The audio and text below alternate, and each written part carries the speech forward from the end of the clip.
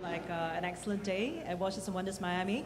I'm here to introduce you to this amazing panel run by our moderator, Ruegger, about how to get your Super Collector All Access Pass. And without further ado, I'm going to leave you in his excellent hands. Please enjoy the session ahead of you.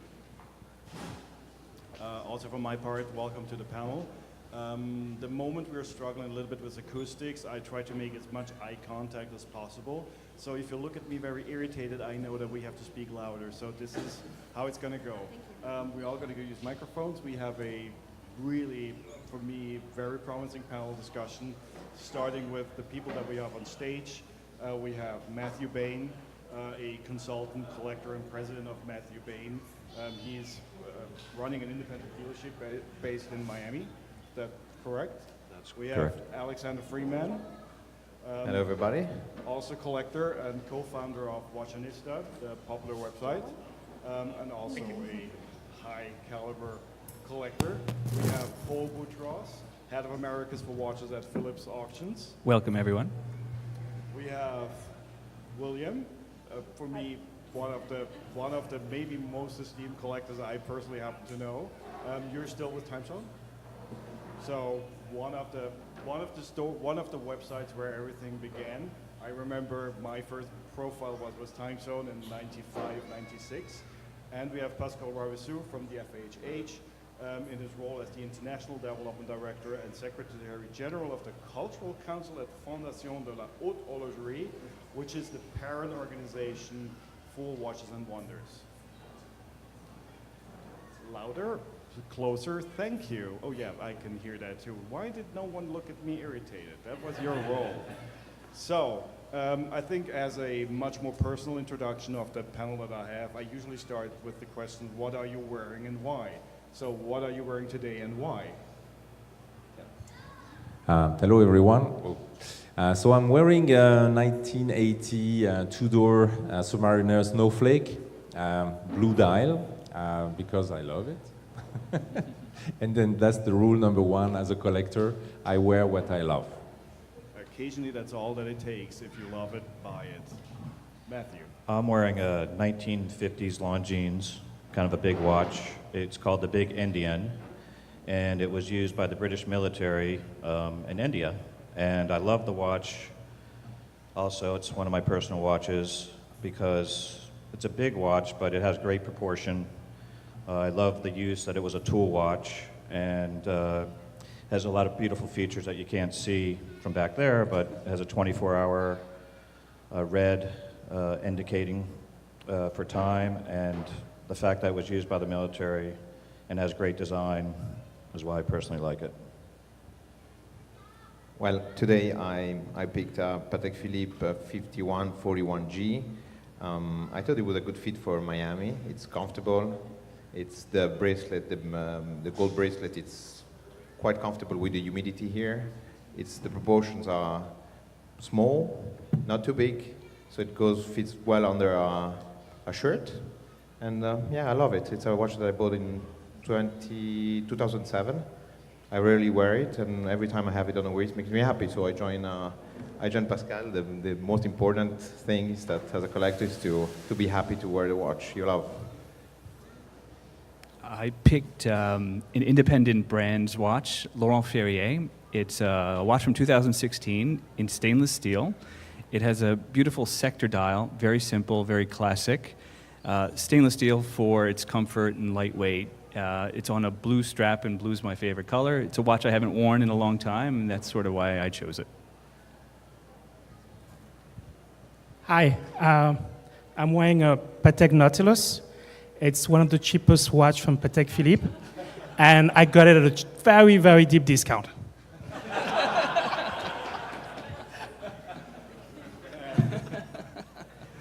And looking at the watches that we have with us here on stage, for me it was important to first set the ground rules as to what makes a vintage piece vintage, what is modern, what is pre-owned.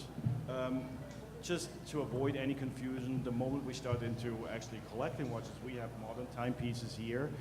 Paul, you have an independent brand. I would like to have one of you two maybe make the distinction between what is a vintage watch. So from the perspective of my employer and my day job, which I work for Philips, the auction house, we classify those watches made 1985 and prior as vintage. And the reason why is that's the era, the sort of the dividing line as to when computer-aided design and computer-aided machining came to be in the Swiss watch industry. So prior to that, it was hand sketching, hand design. So that's our simple line in the sand. Pre-1985 vintage, 1985 and forward modern. Is that different than to what you? No, actually, I kind of agree with what Paul just said. There's one extra thing, there's a CAD, and there's also the introduction of sapphire crystal in watches.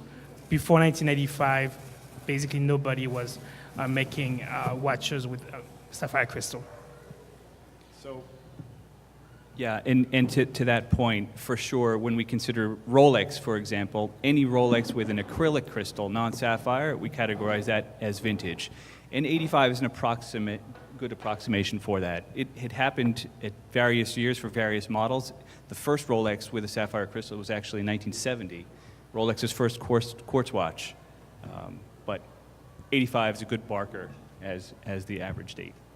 so for me, the interesting thing is if that is the rule, that every watch before 1985 tends to be regarded as vintage and after tends to be as modern, that brings a natural limitation to the whole vintage sector because there will never be more, doesn't it?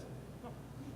Which is different to cars because you have young timers, you have old cars, you have vintage cars, and there is more or less a constant supply of new old cars. It's different to the watch industry. We've been collecting watches for 30 years. It's a very young stage of collecting. People have been collecting paintings, art, for 100, 150 years. So we have rules now that may change in 20 years. Today we're saying it's 1985. In 20 years we may say, hey, it was 1969, the year they invented quartz, so it's the year that the first independent made a watch. At this time now, today, it's there. But that line can be pushed by the collectors. I think that it's already changing, that 1985 rule, because there are some sapphire sport models from the 80s that have become very collectible, and the younger generation are considered them to be vintage. It's already 30 years old.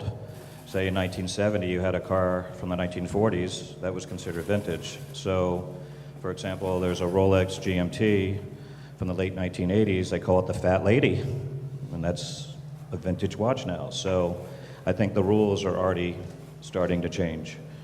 So, William, do you think it's a 30 years period from where you pass from vintage to modern? No, I'm not making rules. The market is making the rules. The buyer is making the rule.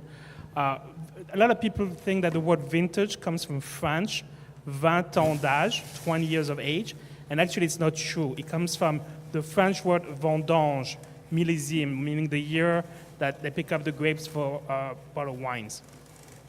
So the rule of what's vintage and what's not vintage is directed by the market. The market decides if something is a vintage or not. And as Matt pointed out, for a 20-year-old, 18-year-old, a vintage watch is a watch that was made before he was born. But for me, interesting is especially looking at the vintage market. Not long ago, you sold a stainless steel watch for 17.8 million, which still is, considering that we're only into watch collecting for a short period of time. I mean, we went from pocket watches to swatch watches, and from swatch watches to wrist watches, as you know it today. So it's a rather young field, and yet we have already reached prices that go far beyond some of the cars that are in display here. What happened? Is that the ceiling, or is it just the beginning? So as William said, watch collecting, for all of us who've been collecting watches for many decades, it's still a very young hobby. Can you hear me?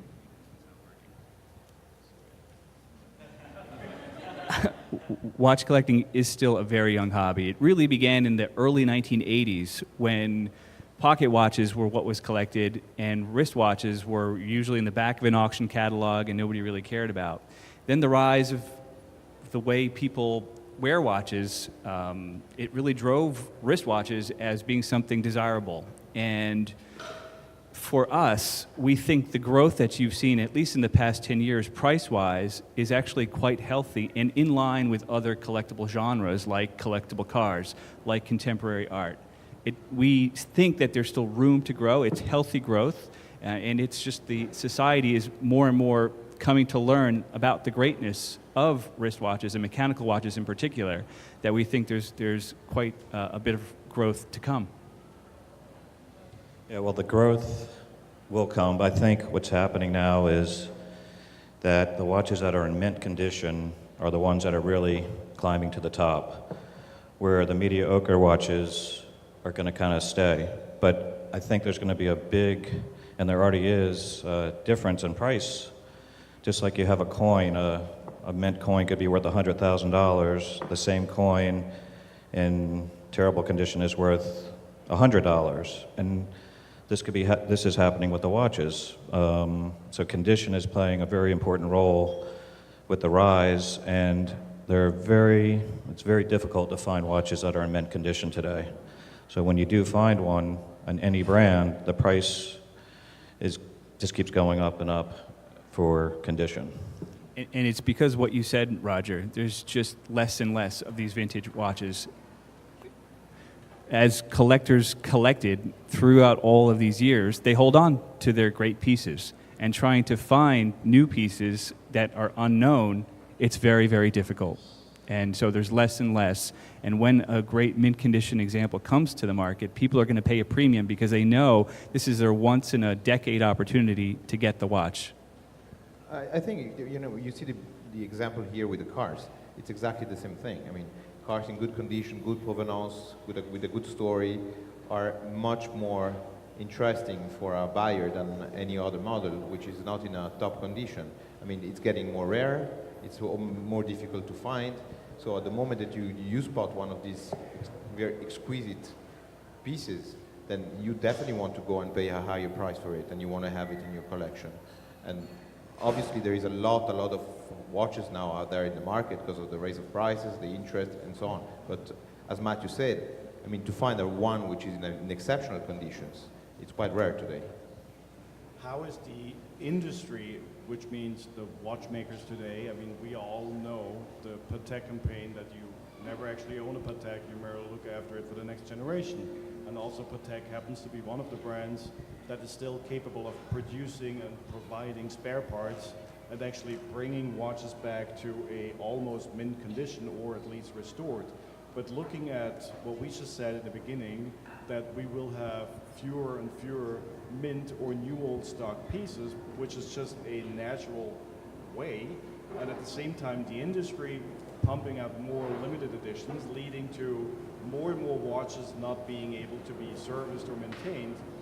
Has the industry lost touch to the collectors, or are we going to get back to the brands that actually can provide spare parts? Because that's what I think is one of the biggest risks looking into the future. If someone is building a collection, what if I'm stuck with a watch that cannot be serviced, or there are no spare parts left?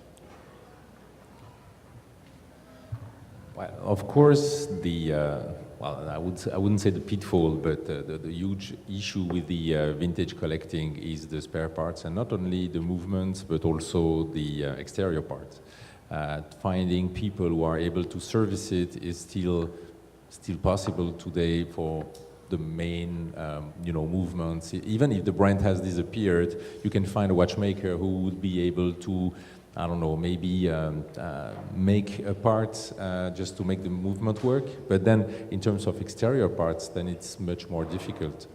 So you won't find a dial, for example, or maybe you can have people making pushers, but it's increasingly difficult. And so this is one of the risks for the vintage market, of course, because the brands are not going to make new parts for their old watches, as far as I know.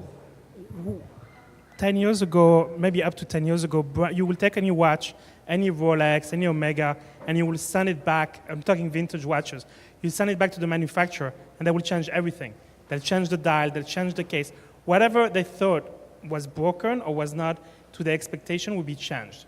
And the value of those watches dropped tremendously. These are the watches with a second dial that a value that Matt was talking are not mint, are not from the period.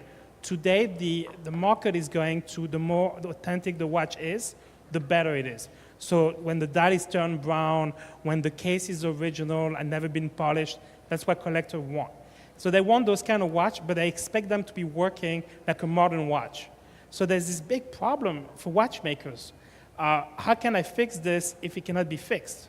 Because parts have to be changed, because dial have to be replaced because they are rotting on the movement. And collectors have really a hard time doing this, and dealers are not helping so much because they cannot find the parts or they want to sell the watch ASAP. So there's that issue with watches, the fact that we want things that are very authentic, but we still expect them to work. In order for them to work, you have to replace parts. So how come this has to be at one point addressed by the brands? How can you keep it the more authentic as possible and at the same time make the watch work?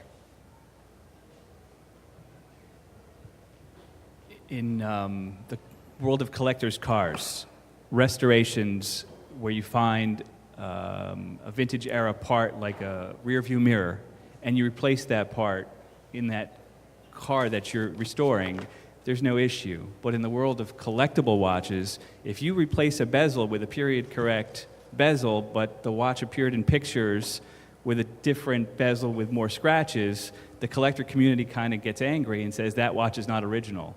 Oh, but in this other collecting genre, there's no issue. So at the same time, brands have to rethink of how they're going to treat their historic pieces. The collecting community, I think, is going to adapt to what they expect and accept in terms of a restoration or putting a part that makes the watch functional instead of being unusable. Yeah, well, I think there's two types of parts that are changed that affect the value. The part that's aesthetic, that we're looking at the watch, it's the face, or like you said, the bezel, that has a major impact on the value. I find when maybe a part that's inside the watch that we don't see is a new part, I don't feel it affects the value as much on the watch. But the aesthetics, like the face, the watch face is 80% of the value of the watch sometimes. And if they replace an old face with a new face, like William said, there goes the value. So it is a tricky scenario today.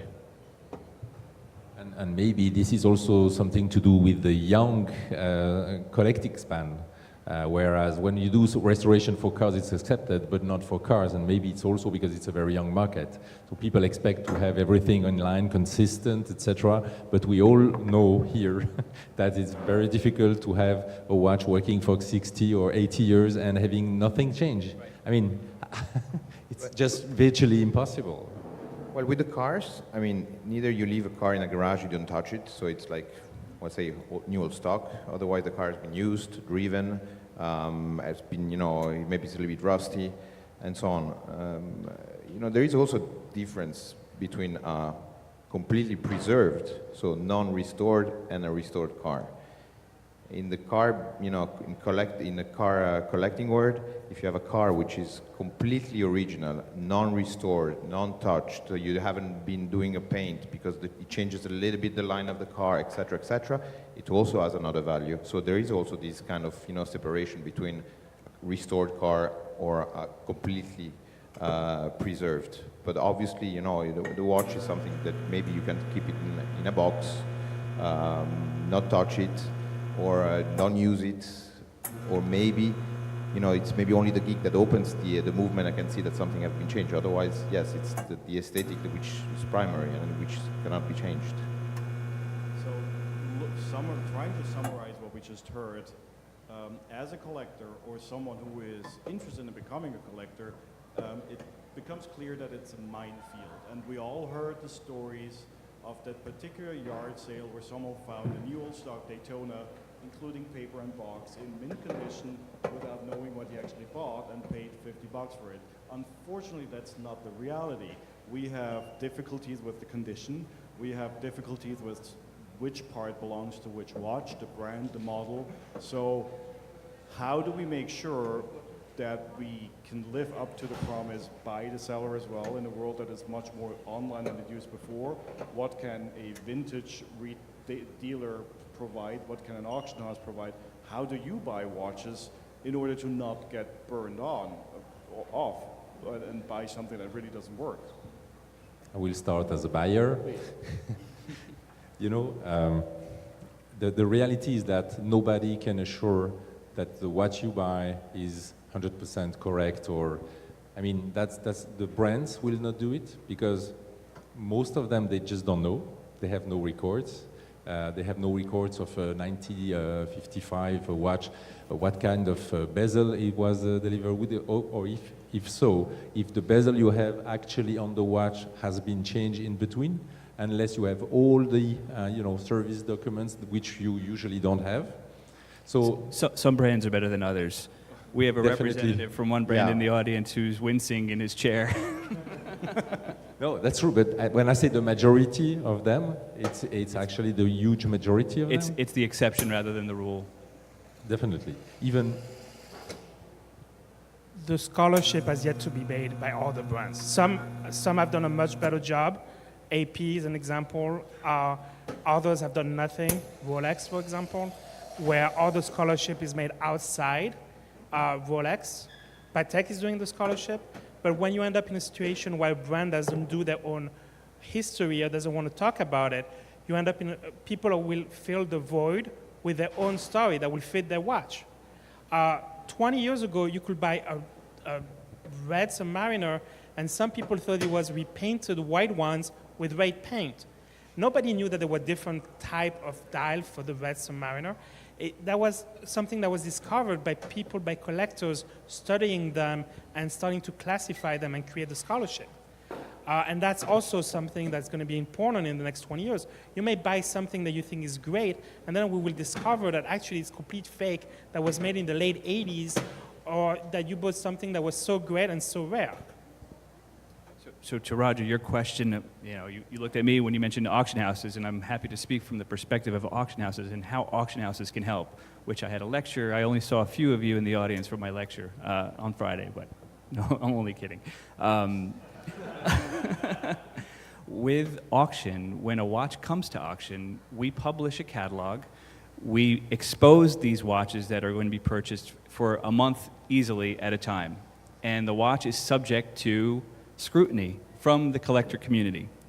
And it's open to the public. If a watch is wrong, we take in the watch. We have a team of specialists that vet the watch, but we're human, and sometimes we make mistakes. So once the watch is published, the entire collecting community, the trade, they have the opportunity to scrutinize and give us feedback. There's something wrong with that watch, Paul, or by the auction day, the watch has survived the scrutiny of the community. You can bid in confidence that that watch is accepted by the community. In some cases, yes. In some cases. In most cases. No. I'm sorry, but you cannot say this. I mean, you have dealers that have been returning watches for years to auction house after the fact. You cannot say, if my watch is still on my catalog the day I sell the product, it's good. You guys, you're guaranteed. Nobody came to us and told us our watch was a fake. You cannot say that. You cannot say we trust the public or the communities to tell us if something is wrong or false. What my message was is we welcome the communication from the community if something's wrong. And if it survives at the day of the auction, you have good assurance that it's likely to be correct.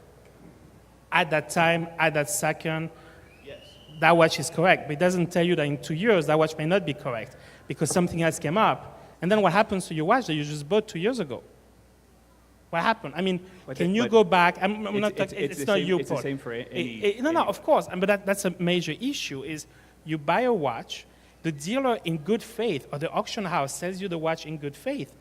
Everybody agrees that watch is good. But what happens 5 years later or 2 years later, that some guy writes something on the internet that disproves the existing theory. And this has been going on for years in the watch business. What happens to your watch? It was fine when it was a $2,000 watch. It was fine when you were buying a $2,000 GLC and all of a sudden somebody tells you the hands are wrong and you can say, okay, it was $2,000. But when you invest $250,000 in a Daytona, and 2 years later they tell you, well, actually we figure out that these dials were made in Italy in the late 80s, you have a problem. Which is why I started this question with, it's a minefield. It's also why they brought me, a Swiss, to this panel to just play the neutral part. No, I think that from a collector's perspective, and that's where I'm looking at the audience, because at some point you will have to face an eBay auction with something that you cannot judge if it's real or not. You don't know the story. But as a collector, if you have a watch, try to preserve everything that comes with it, be it the box, be it the papers, be it the story before. If you can tell the story of the watch before, you will most likely increase the value of the watch. Sure. And there's been a lot of changes, I guess, in the auction world and the way we have a vintage watches, but with modern technology. So when watch collecting started in the 80s, like we said, there was no information except the auctions. That's really where we got our values. I'd go to, me as a dealer, I'd go to a watch show and I'd see a watch for $5,000. Then 6 months later, fly over to Switzerland and see the same watch sell for $12,000. And I'd call the guy up, hey, you still have that watch for $5,000? And he said, yeah. I'm like, okay, I'll buy it. And so you really had to keep up with information. Today, with social media, Instagram, the auctions, everything is moving on a very rapid pace. And values are being established super, super quick. I mean, there could be a watch on Instagram right now being sold in Japan right now. I mean, it's super, super, super fast. But the auctions do provide great marketing. You can learn a lot about watches.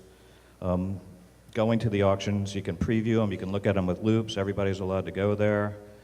You can also see market trends with the auctions, and this is called Watches and Wonders, so it's kind of like a wonder. Sometimes as a buyer in an auction, you might get a great deal because not the right buyers are there that day, and all of a sudden you got a watch below the market. As a seller, you want two guys that have big egos to show up, and you're consigning the watch, and it could bring huge money. So that's where the auctions are. Me as a vintage dealer, I think compared to auctions, maybe the service is a little different. So you're building a collection, and you're coming to me, you buy 2-3 watches, and also when you want to step up to a bigger watch, you can make trades. It's more probably instant than what an auction, which takes place maybe every 6 months. So you can do a mix. You work with the dealer, you work with the auction. I think as a collector, it's a good combination to work in both worlds.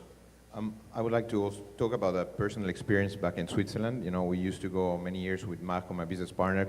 We're going to la Bourse horlogère de la Chaux-de-Fonds. What do you say? It's like a flea market? How you say that in English? Yeah, flea market. Like a flea market. So you were arriving there early in the morning with a little bit of cash in the pockets. You were going around, checking the people, you know, blocking some watches. I might pass later. There was really a lot of things, and you could do good deals, very good deals. Still today, but I'm talking about 15 years ago. You arrived there, and they had, as Matthew said, they only had a catalog of a few auction houses. So more or less, they knew what they had, and you could make some good deals, them and you. After a few years, I think it's like 10 years ago, I don't know, not exactly, but like a few years ago, when the internet arrived, and when the specialist sites like Time Zone or other, even eBay and other sites. Well, you arrive there, you see one piece, you ask the gentleman, okay, how much is the piece? And then suddenly the guy comes out with a lot of printed pages with prices more or less realistic. And he said, okay, they know the market, they know exactly what's happening, they know how much they want to sell you the watch. And it became like more difficult to make, the good deals, because those days you were going and buying maybe 5, 6, 7, 10 pieces a day, Now it's over. You know, and as Matthew said, Instagram even went to another level. Now it's instant.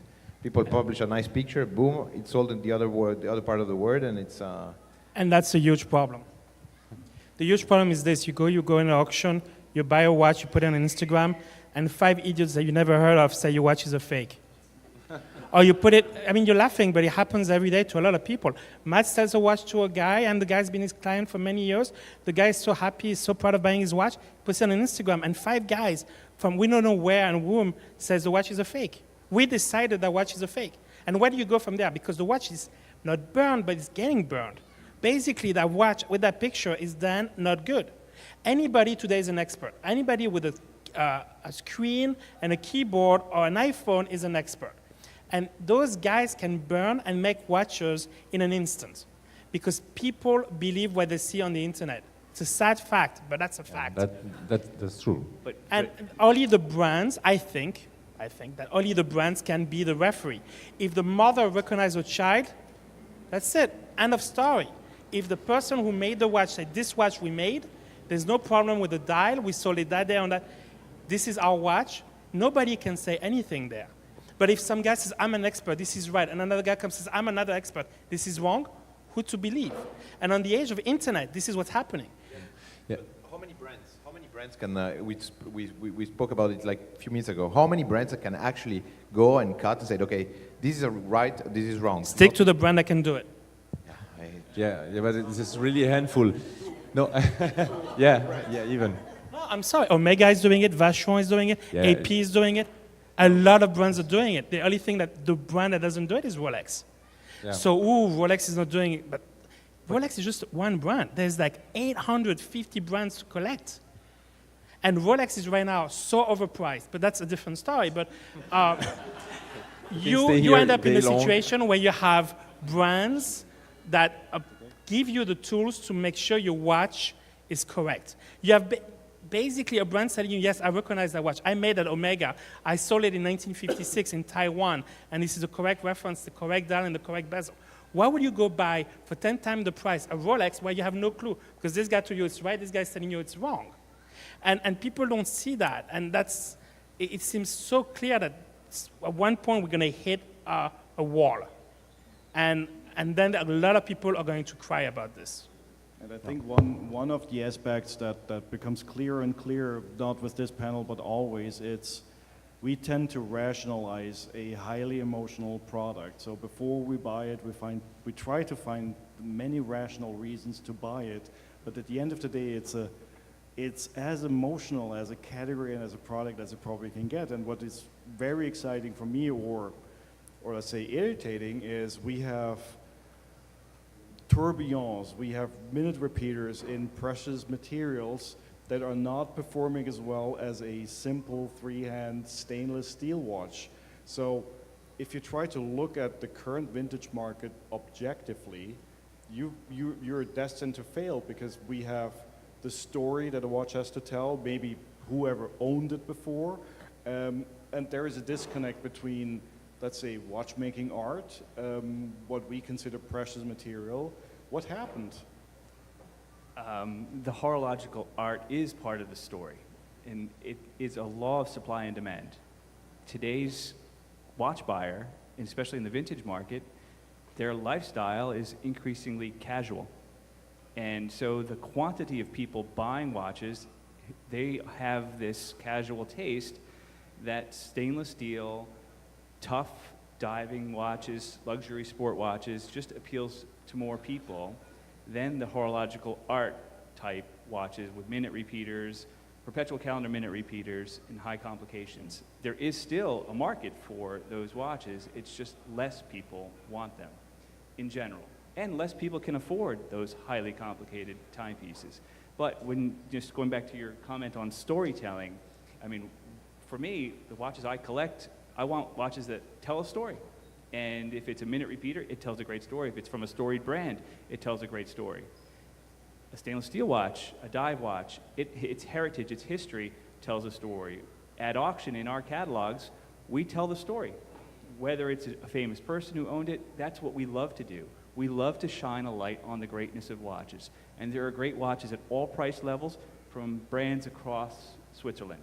And this is what we love to do. Thank you. I think I just changed my profession. I'm the watch psychologist. And I'll be there to help you, hold your hand, make your decisions. Don't worry about it. So the watches and wonders, the wonders part is now we also help make career choices. So that just happened live here, a day to remember. Looking also at the watches that we are wearing, we have spent quite a bit of time on vintage, which obviously is maybe the most dominant field to collect watches, but looking at who is exhibiting, looking at what we are actually buying at the end of the day, it's modern watches. It's the watches that are being launched today, yesterday in Basel, in Geneva, that end up on our wrists. Can a modern, mass-produced watch be collectible? Yes. There's no reason why. I mean, Rolex was making mass-produced watches in the 50s, and they're very collectible today. The way of production is not the reason that we collect watches. Paul mentioned the storytelling that is very important. I'm not into the storytelling at all. I make my own stories with my own watches. But I think that a lot of people are very attracted to this. You buy an Omega Spin Master and you feel like an astronaut, whether it's a 1969 Spin Master or a 2019 Spin Master. So the storytelling is important. Then there's another level now, which is the craftsmanship with watches and the complication, and that's another story to tell yourself to sell a watch. Today, the dominating collectible watches are watches that give you a story. Will they be there tomorrow? Maybe, maybe not, but modern watches are definitely taking a step back. What I advise people is buy a watch that's meaningful. Buy a watch that you think in 20 years will still look good. Beware of the trend. The watches that generate a lot of noise today, you know what? Maybe 5-10 years from now, they're forgotten. The watch that's a little bit more quiet, more understated when it's launched, but it has a timeless appeal, 20 years from now, you'll be happy you bought it, perhaps. Less is more. I mean, How do you know? How do you know that in 20 years? You don't. You don't buy. You buy what you love. I mean, maybe at the end of the day. maybe a personal story from my part. In 1998, I was interested in buying a Panerai. So all the Panerais in '98 were A series, which nowadays are regarded rather collectible. And I was given the choice between a black dial A series Luminor, white dial, or a Mare Nostrum. Guess what? I ended up with the white dial version because I said to myself, I never had a white version of a watch, and this turned out to be the worst watch you could buy. So, had I gone for the Mare Nostrum or the black dial Luminor A series, I would have been a lot better off. Plus, and that's where the meaningful stories come into it, it was my wedding present to myself, which after 20 years turned into a divorce present. So, But how do you approach buying a watch that's being released today, maybe as a limited edition? Is it really just buy the watch you like, or is there more? You go to Italy. I mean, my rule for modern watches is I go to Italy. You go to Italy and you walk the city of Rome and Milan and you look what men and women are wearing, and you know what's going to happen in 5 or 6 years with modern collectible watches. Whatever the Italians are buying, it's basically what's going to happen next. There's a big jet lag between Italy in terms of watch collecting and the rest of the world. And it's not so much that the Italians are buying so many watches. The American market is much bigger than the Italian market. But Italians who buy watches have that taste that nobody else have. And when you see what those guys are buying, you know that in the next 4 or 5 years, this is what you will be buying in America or elsewhere in the world. I agree, assolutamente sì. So, yeah. Staying with Italy, you know, we were talking about collecting modern timepieces. There is one which I acquired not so long ago, which is the Bulgari Octo Finissimo in titanium. I don't know if it probably won't get value over the years, or I don't know. It's not even a question of money, but at one point, you see one piece, you think that it could fit your collection. You like the way it's made, the way it looks, the way it feels on your wrist. But at one point you said, okay, this can integrate whatever I have, vintage or non-vintage. Could be part of a collection of a certain number of pieces that I own. It can go, it's a giant design. It can, for me, it's an iconic watch. It will become, I think that every 20 years there is a major watch that comes out, more or less, for me. This particular watch from Bulgari, it's a statement watch. It's something that will stay over the years. So for me to have it now, to buy it now when it came out, and to cherish for years, it's something that makes sense. So it's not a question of value, investment, or anything. It's really the piece itself, and if it integrates the collection you have. Well, I'm back to what I say in the opening. Rule number one is buying what you like, but there are many ways of buying. You can buy impulsively, or can you also buy a little bit, in a different way.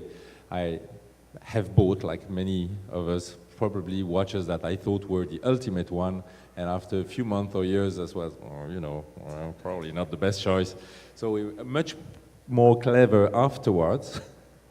Of course, but I see myself actually loving a watch, probably not buying yet, but then I still have this itch that comes back and back and back, and then I know if I buy it, I'm going to keep it. It's a keeper. But that's me. So it's very, I think different from one person to another. But there's a lot of catch and release in collecting watches. You catch a watch and you may release it right away. You buy it, and after a few weeks, a few months, you sell it again. And the internet has made this much more available because you can contact dealers, you can do it yourself. The catch and release is very much part of the process of collecting watches, because you have to try stuff. Watches is something that you're going to have on your wrist and you have to like, and if you don't see yourself wearing that watch after you bought it, sell it. And that you may lose some money, you may make some money, but a catch and release process is very important as learning to be a collector. This is a very nice way for me also to wrap the discussion up as to what our advice to someone starting a collection or interested in becoming a collector would be. I think you summarized it really nicely. For me, I have learned over the last 20 years I've been collecting watches that patience is everything. We are quite often, and maybe that's also one of the mistakes that eBay brought to the whole thing, I tend to look at a watch with if I'm not buying it right now, it will be the last time ever that I had this opportunity. And it's not. 10 years after, they might come back. Or 5 years after I see a better, less expensive. So try to be patient would be one of my advices to someone starting a collection. We usually think that if I'm not buying right now, it's going to be gone forever. With some of the exceptions that we see in the auctions where we actually know this is your only chance to buy and it's never going to come back. But for me, as a regular collector into watches, it's patience. What would be your advice to someone starting a collection? Always buy what you love, but try the watch on your wrist. Really, that's quite important. Wrist fit, I think, is the long-term satisfaction you'll get out of that watch. And if it doesn't fit your wrist right, you will really tire of it. But also quality. I think focus on quality, the brand, the model, the quality of construction, the story it might tell. William doesn't like stories. I like stories. Quality is very important, and that should drive your the way you purchase, who you're purchasing from, by the seller. Quality, quality, quality. Alexander? For me, it's the same. The golden rule is buy what you like. I mean, that's mandatory. Just don't, I never bought a watch to store it somewhere and expect that, we'll get value over 20 years or anything. You have something, you wear it. I join also Paul in the sense that, you have to wear it, you have to feel it. It's not only on the catalog or keeping the watch in your hand. It's really you have to feel the watch on your wrist, and if you enjoy it, that will be much more easy to spend money on the thing. And then it's to, not to spend money like this, just find a watch which makes sense to your collection, find a watch that, that's still a good value, that is still interesting. Yeah, and try to keep, I would say, I would end up saying that the most important is that you love the piece. You have to really, really enjoy wearing it. And as a horological psychologist, what would be your advice? Well, I agree with everybody here. The first thing, when you put a watch on your wrist, if you really love it, that's the number one choice. But behind that, I think you need to learn about the product. There's a lot of information out there online with forums, with the auction houses, my office. No, but there is a lot of information. Do some research before maybe you pull the trigger. I think the condition of the watch, like we've all been speaking about, is very, very important, especially with vintage. It's worth it to spend the extra money on a watch that's in mint condition as opposed to saving a little money on one that's average condition. But liking it first, the condition, and do some research. And what better way to have USD collectors and experts here on the panel than to open up to the public, because all of the questions that I prepared, I might have 1/3 that I actually wanted to ask, so I'm sure there are going to be a lot of questions from the audience having a panel like this here. So who would like to start? I think we have a mic coming in. Good, yell. Where are you seeing the value proposition in the vintage watch collecting community? Like in terms of which brand to buy next? Good value proposition. So we do know we have to travel to Italy and then to La Chaux-de-Fonds. And now you also want to know which brands to pick. I mean, we already told you Italy, La Chaux-de-Fonds, now the brand. Anyone cared? Well, I feel like the brands that are right now putting a lot of money into their heritage are doing really well. For example, AP, Patek Philippe, other brands, Longines, some of the subsidiary brands, they've started museums and putting a lot of money into the history of their watches. Like, for example, Omega's doing tons of stuff right now with their museum, and they made that 1969 watch that went to the moon, the Speedmaster, and a lot of great, there's a lot of different models of Speedmasters that are going up every day. AP with the Royal Oak, it's a great model to buy. So, I mean, like William said, there's 800 manufacturers out there, and if you do the proper research, you'll figure it out.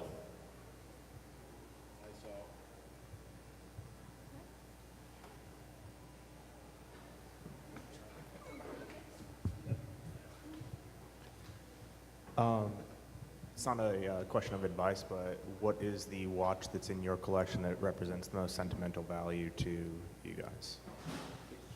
Which watch in your collection is the most sentimental? Okay. Yeah, so which watch of our collection is having more sentimental value, right? Sorry. So for me, is GMT Master by Rolex. It's the watch. If I had to keep one, I would keep this one. Don't ask me why. It's just a personal feeling, and I would always have a vintage GMT Master with me. I have a watch that was given to me from my father. It's a Patek Philippe. It's called the Top Hat model. And what's that? He was a great father. And it's made of platinum, and it belonged to a famous singer named Bing Crosby. And it has a signature of Bing Crosby on the back of the watch. My father was really good friends with his golf pro, and Bing Crosby had given the watch to his golf pro, and then the golf pro gave the watch to my father, and now I have it. So the most valuable watch I have, my Grail watch. Not a valuable, but for me personally, not in terms of money. It's a 6238 pre-Daytona steel black dial that my father gave me. Actually, it was a big thing to get this watch because he loved this watch, and I had to be a very good boy, good grade at school. And I remember the day my father was collecting some timepieces, and the day he said, "Okay, you've been a nice boy, you can pick up a watch." And he opened the first box, and it was something cool, but the second box, something cool. Then he opened this one, and went like, okay, I don't have to show that I really love this watch, otherwise it's gonna be even harder to get. So after a couple of days of discussion, I picked the 6238, and it's always traveling with me, and it's my lucky watch. Paul. Mine is an old Audemars Piguet day date with moon phase. It was the very first high-end top manufacturer watch that my dad had bought. And I just remember being absolutely fascinated with it compared to the Omegas, the Rolexes that we had purchased. This was the first from the holy trinity of watchmakers. The year was 1991, and I just remember holding that watch and just dreaming to one day own it. And when he finally, when I finally took possession of it, it just still brings back great memories. My father will have said, "What kind of idiot buys a watch for $100?" So I don't have any of his watches. I think watches is just a material thing. It's not so important that you have to be attached to them. But if I had to choose, it would be none, to be honest. It's like kids. Or you like them all, or you don't like any of them. And you disown them. And it would be kind of the same with watches. I like all my watches, and I don't have one that is my favorite over another one. Having no family heirloom, I don't have a favorite watch. Thank you. Any other questions?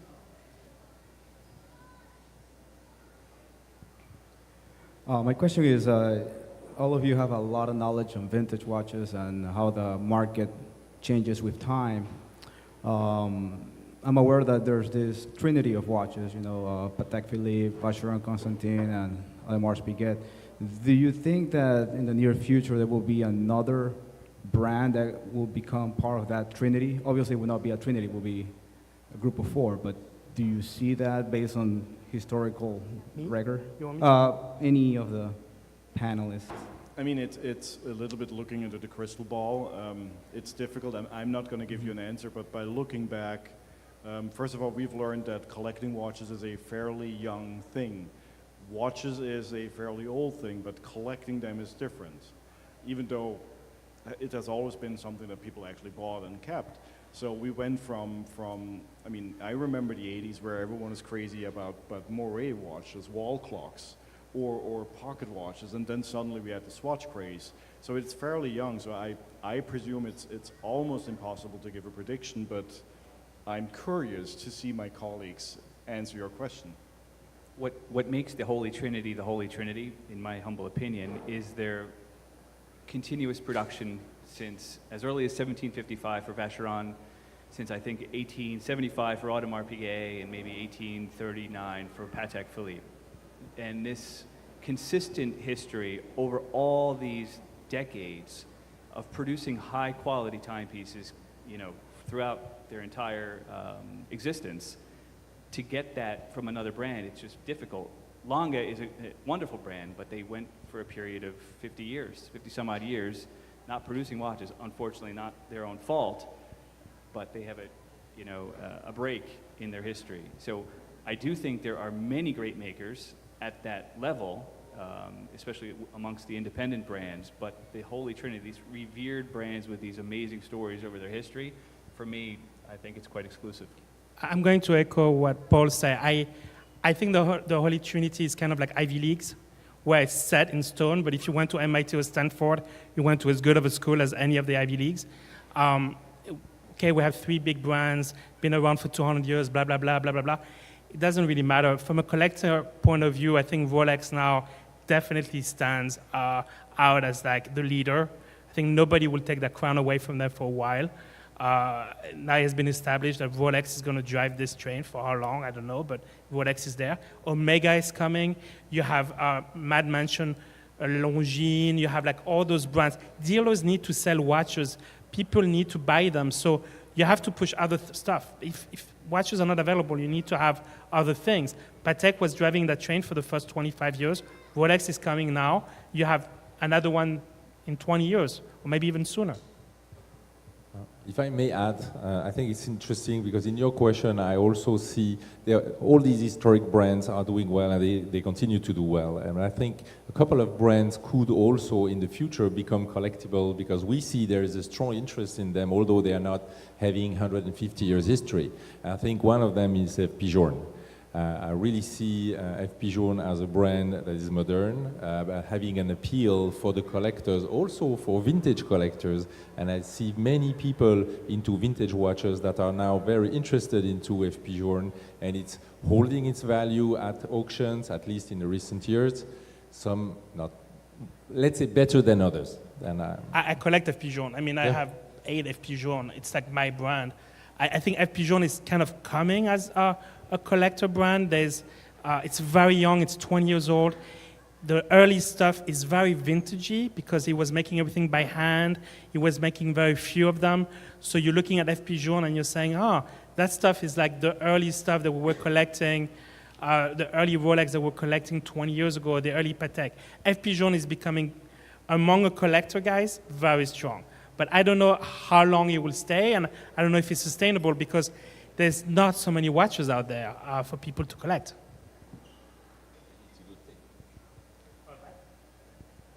Any other questions? Maybe one more. Yes, Michael. Real quick on the Holy Trinity, coming from Audemars Piguet's perspective, make your own Holy Trinity. It's a religious reference, so find your own religion. If it happens to be one of those brands, great, but really pursue those brands that speak to you. I mean, that's I had to say that real quick. But separate from that, I'm just quickly curious to get all you guys' perspectives.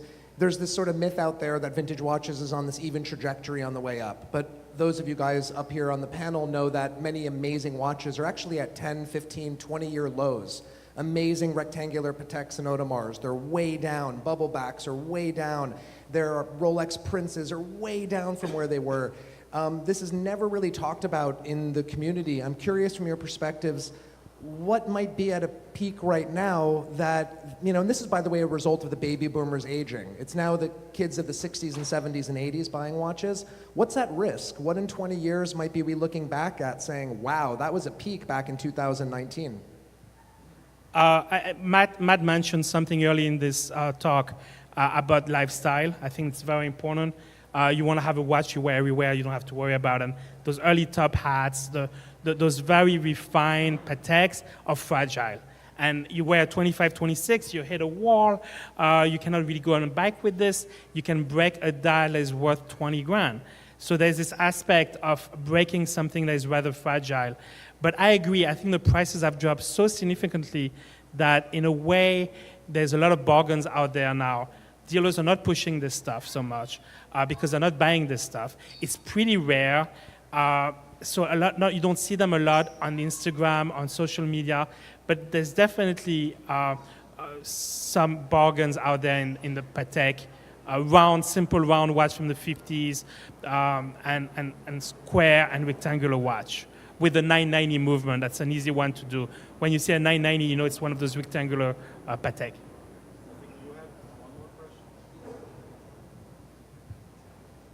Thank you so much. The question that I have for everybody here is, how do you guys feel about mistakes? And specifically somebody such as myself, I'm 28, 29. I don't believe I know what I like yet. So I'm scared to pull the trigger on something that I think I like because of social media, but I don't necessarily know, do I really like it because it's what I see on my timeline, or is this something that I like specifically because of what it is that I do or who it is that I want to become? So how do you guys feel about mistakes that somebody such as myself will make along the way? It's part That's of how the you journey. build a collection, making mistakes. I have thousands of them. No, just kidding. It's part of the journey. Making mistakes helps us grow. And what you should be doing is educating yourself as much as possible and following your own road. Go visit dealers. Go to Matt's shop to see vintage. Go to authorized dealers. Get in there, try on those watches, talk to the guys behind the desk, talk to the collectors that walk in. Just focus on what resonates with you and only you. but also It's like bike. You cannot start riding a bike thinking, can I ride a bike and never fall? You will. You will fail. You will make mistakes. And it's really part of the fun, actually, because you learn from those mistakes right away. But you will not make a mistake if you buy something that you actually like, especially in the age of social media, which is all about exposure and feedback. It's still your most personal piece of jewelry you can wear as a man. And it's the stories that you have linked to this piece. So you already reduced the risk by going for something that actually you like and not someone else. And to add, I think, yeah, of course, you must buy what you like. You will make mistakes, and you have to make mistakes. But also, I don't know if for the other panelists it's the same. Your taste will evolve. So what you like today is not going to be the thing you like in 5 years or 10 years. So the catch and release thing that William was referring to, it's also part of the process. It's an evolutive process. It's an iterative process as well. So you have to pull the trigger once, and so many times also I made mistakes, or I changed my mind, and then I, catch and release, and then you narrow down things. But I think again, the chase and the hunt is part of the fun. And also, being a panel on watches, I've been asked to be on time, and I think that it being 5 o'clock, I want to personally say thank you to my panel. You have been wonderful. We've been talking about watches, and I think that summarizes Watches and Wonders quite well if we have an emotional discussion on something that we all love and share and cherish downstairs. Thank you, Roger. Thank you. Thank you.